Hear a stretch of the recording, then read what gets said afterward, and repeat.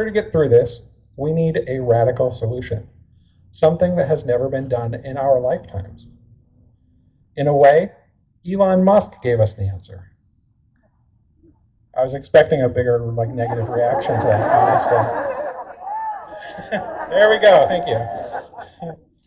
In an interview at the beginning of the year, he claimed that empathy was humanity's greatest weakness. This line was carried and repeated by media, pundits, and even faith leaders. But empathy is not weakness, it is our greatest strength.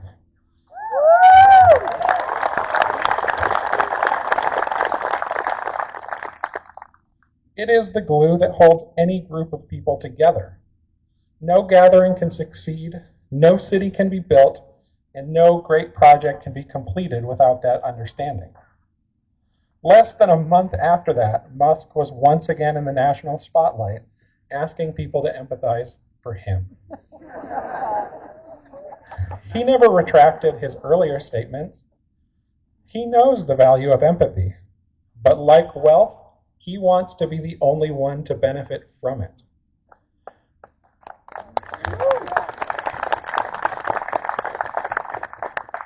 So why would he believe that it is our greatest weakness?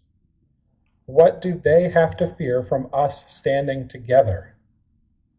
Perhaps empathy can allow us to operate in principles that are never the cause of suffering, but often the solution to it. Perhaps with empathy, we can join hands to reawaken the American dream, but with kindness and a booming economy.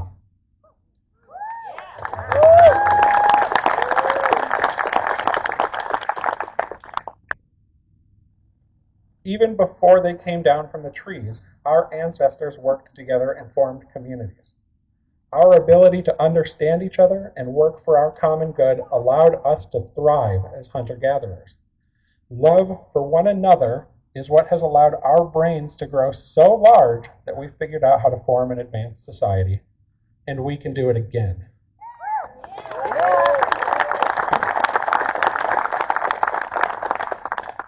The biggest problems in American society are manufactured problems, designed to make us angry.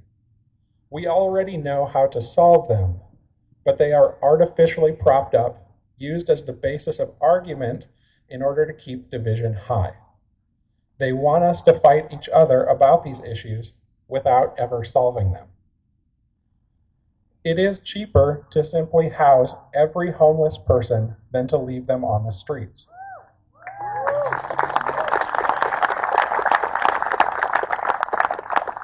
There have been dozens of studies that prove this.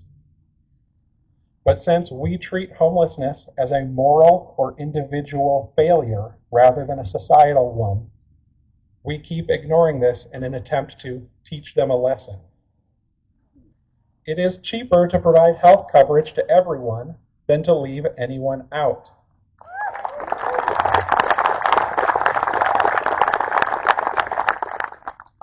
Every person who can't afford to go to a doctor today leads to a more expensive problem in the future. When even one individual can't pay for their medical treatment, costs go up for everyone else. The arguments against these solutions are selfishness and individuality.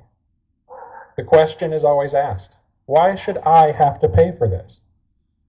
The entire point of living in a society is to care for others and to be cared for in turn.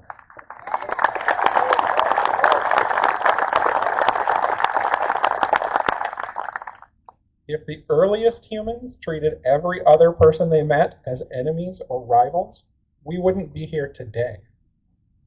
But we have proof of the compassionate nature of early humans and their evolutionary relatives. There are ancient skeletons of Neanderthals with clearly debilitating injuries, the kinds of injuries that would have prevented them from gathering food for themselves.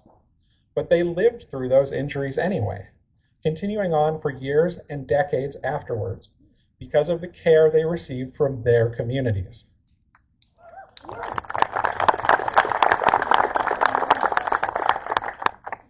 One paper on this had a great quote. It said, "We suggest that the time has come to accept Neanderthal healthcare as a compassionate and knowledgeable response to injury and illness.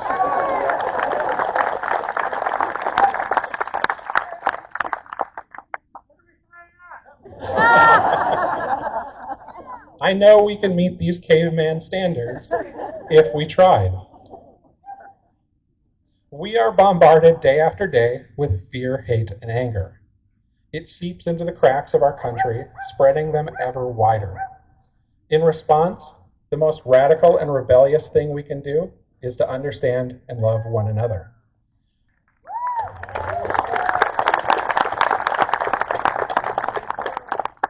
Because progress begins the moment we stop asking who deserves help and start asking how we can help.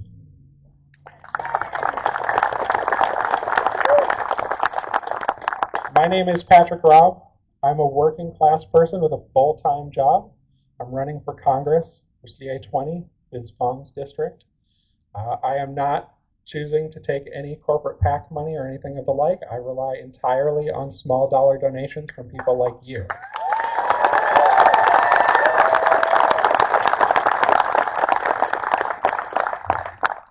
Thank you.